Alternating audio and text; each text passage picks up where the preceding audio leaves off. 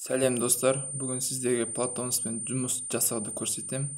Оның үшін біз Chrome'a кіреміз.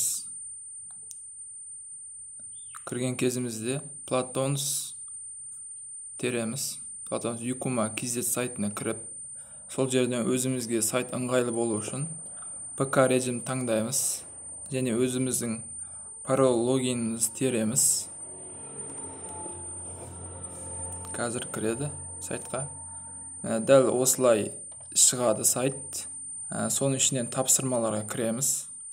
Сол кезде сізге тапсырма жіберілген болады. Және тапсырма тақырыбының үстіне басамыз кіру үшін. Және тексеруге жіберу басамыз.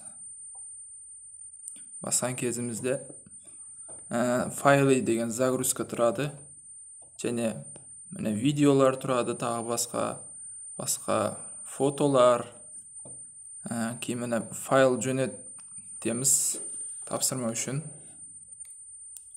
Дәл осылай загрузка болады. Бұл жерге өзіміздің группамыздың есімімізді жазамыз. Файл жіберуге дайын, және тексеруге жіберу дегенді бассақ, дәл солай болады.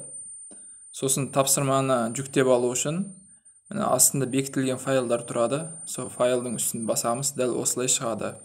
Сосын журналды көру үшін осы жақта 3 сызықшаны басып, журналды басамыз.